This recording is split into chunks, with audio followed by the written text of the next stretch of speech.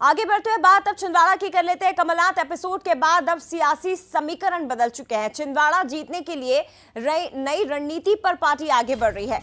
BJP की हम बात करें तो कमलनाथ एपिसोड के बाद अब सियासी समीकरण जिस तरह से बदलते नजर आ रहे हैं, ऐसे में छिंदवाड़ा के इस अवैध गढ़ को भेदने के लिए नई रणनीति पर बीजेपी काम कर रही है।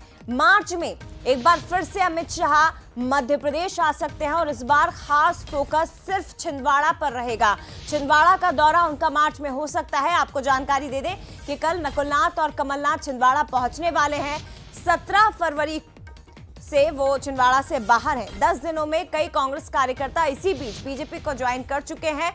कमलनाथ को घेरने के लिए अब ग्राउंड लेवल पर बीजेपी काम कर रही है।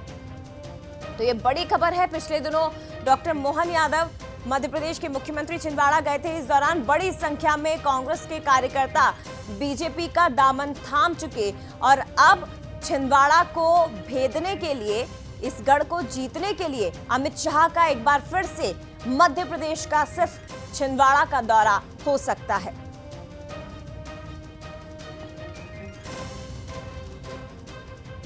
तो छिंदवाड़ा की रणनीति देखिए किस तरह से बदली है।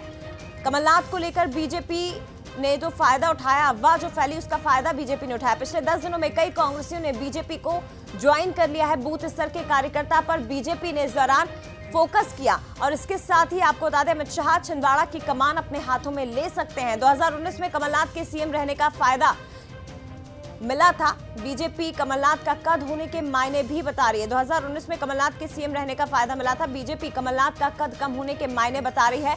छिंदवाड़ा में रणनीति को अब बदल दिया है बीजेपी ने, लेकिन आप समझ सकते हैं 28 सीटें बीजेपी की, लेकिन जिस 29 सीट का जिक्र लगातार हो रहा है वो अकेले छिंदवाड़ा की सीट है।